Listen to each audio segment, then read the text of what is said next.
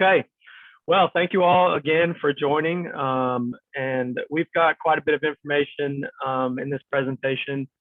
So we're going to move sort of quickly because we want to leave time at the end for questions. So please hold your questions until the end. And then, or as we're going along, you can type them into the chat box and we'll get to them once we're done with our presentation. Also, if you want to take screenshots of anything you see here today, please feel free to do so. Okay, so why choose UCEAP? So let's start by highlighting the benefits of studying abroad through UCEAP. We are the official study abroad provider for the entire UC system. Our programs are designed specifically for UC students. We've got programs in over 40 countries, and I'm sure you will find a study abroad program that fits whatever your needs are, or what you're wanting out of study abroad. While on your UCEAP program, you remain enrolled in UC or at UC, which means you do not need to take a leave of absence during your study abroad program, and your financial aid goes with you. Additionally, you are guaranteed that all the courses you take abroad will receive UC credit.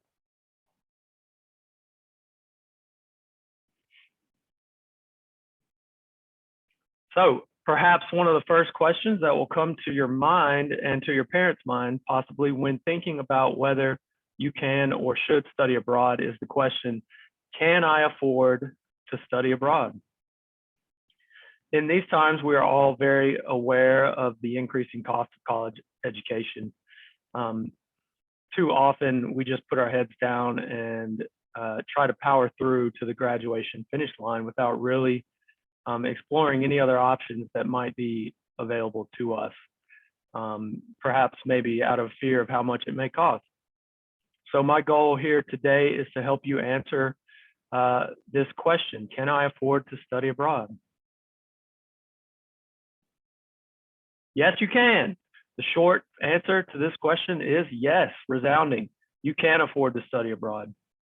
There are many UCEAP programs where a semester or a year abroad costs the same or less than a year at your home campus. You will find that UCEAP is typically less expensive than many other independently run study abroad programs. One reason for this is that your financial aid can be applied to your UCEAP program just as it is when you are attending your home campus. UCEAP program cost estimates all include UC tuition and fees, UCEAP program expenses, housing and meals, incidental living expenses, round-trip airfare, as well as other pre-departure expenses such as passports, visas, or medical clearances. The following slides give some examples of country locations where the average cost of a program is significantly less than the average cost of attendance at your home UC campus. So now I'm just going to go through a few slides of some of those examples where it could be or it is less costly for you and therefore more affordable to study abroad than it is at your home UC campus. So the first program here I want to show you is our Mexico program. So on average, there is a savings of approximately $2,000 per semester. And if you study abroad for a year, you could save up to $5,000.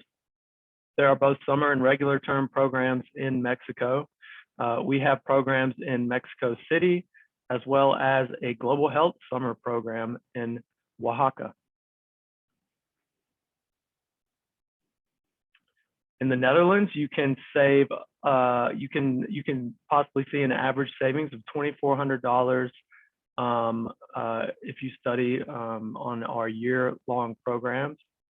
There are programs with multiple different universities in the Netherlands, including programs for biological and life science, psychology and neuroscience, as well as business and economics.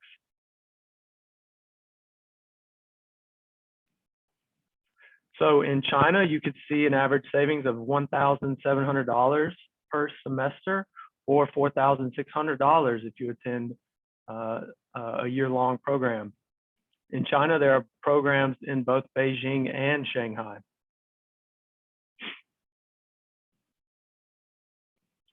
In Sweden, you could see an average savings of $2,100 on semester programs, and possibly up to $7,000 per year on a study abroad program with us. UCEAP has programs with 2 different host universities in Sweden, Lund and Uppsala.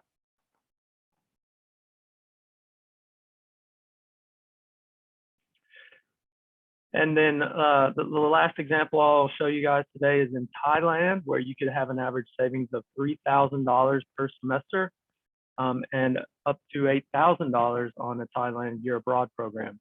Thailand has a variety of summer and regular term programs. The summer programs include public health, international economics, and we also have a summer internship in Thailand. So now I want to shift into program costs and where you might be able to see the cost of a program that you're interested in. So where can I find program costs? On the UCEAP website, you will find comprehensive program budgets and a cost calculator tool for each program. On your screen, you see an example of our Thammasat University cost calculator. And on the right, you can see the different categories that go into your cost of attendance for our program or your student budget. So once you locate the program that you're interested in on the website, you will find the cost calculator tool located in the cost section of the program details menu on the left. Here you can customize the program cost based on your specific criteria, such as your home campus, California resident or non-resident status, and the program term you are interested in. California non-resident students are subject to the non-resident supplemental tuition fee during the UCEAP academic year, that is on a fall, winter, spring, or year abroad program, just as when studying at your home campus. But note that there are no non-resident supplemental tuition fees assessed on UCEAP summer programs.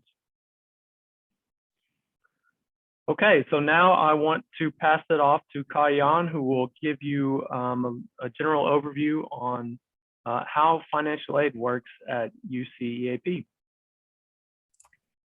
Thanks, Ben. So now we're going to talk about a few important things to know regarding financial aid during your term abroad. So if interested in financial aid, you'll want to make sure to complete an aid application. So whether that's your FAFSA, so the free application for federal student aid, through the Department of Education's website at fafsa.gov, or a California DREAM Act application through the state of California at dream.csac.ca.gov. Budgets, like Ben mentioned, they're provided by UCEAP. Once available, they're sent to your campus. And once received by the campus, will your financial aid office update your budget and financial aid accordingly.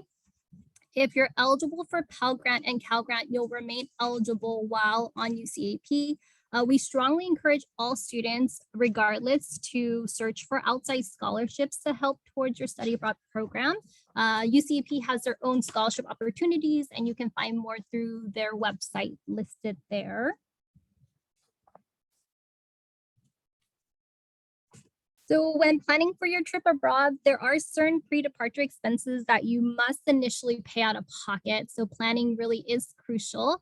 These expenses that you'll initially pay out of pocket includes things such as visa, passport, any immunizations needed, and possible housing deposit if required by your program.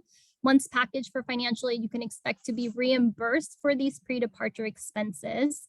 The earliest your financial aid will disperse is 10 days prior to your program's start date. Once dispersed, funds will then be reported by your campus to UCEAP. Your dispersed aid should be reflected on your UCEAP portal within the following 3 to 5 business days. And so once your aid is applied onto your UCEAP program, or portal, your program fees will first be covered. Any excess of funding will then be issued to you as a refund by UCAP. We strongly encourage all students to sign up for e-refund, which is direct deposit. If you don't sign up, then and you're expecting a refund, you'll most likely receive a check mailed to your US mailing address. And so then it just takes a lot more coordinating to get you your aid or your refund. For more specific aid details, please contact your campus financial aid office. Great. Thank you, Kayan.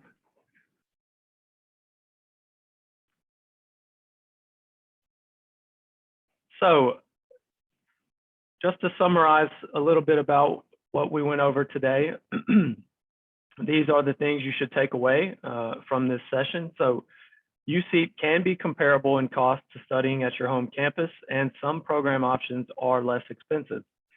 Your financial aid package that you receive while at your home campus should apply to your UCEAP program. As always, be sure to complete your FAFSA in order to continue qualifying for financial aid. Absolutely, if you're interested, please schedule an appointment or visit your home campus EAP office to chat with the staff there and find out more information about the program or programs you're interested in. So I just wanted to put up this slide here. These are the email contacts for your campus study abroad offices. I'll leave this up for a minute if you want to write it down or take a screenshot. While I leave this up, we'll go ahead. So that's the end of our presentation. We've got about 15 minutes for questions. So I just wanted to open it up now to questions. So please, if you have any, looks like we've been responding to a few in the chat box, but if you have any more, please feel free to ask away.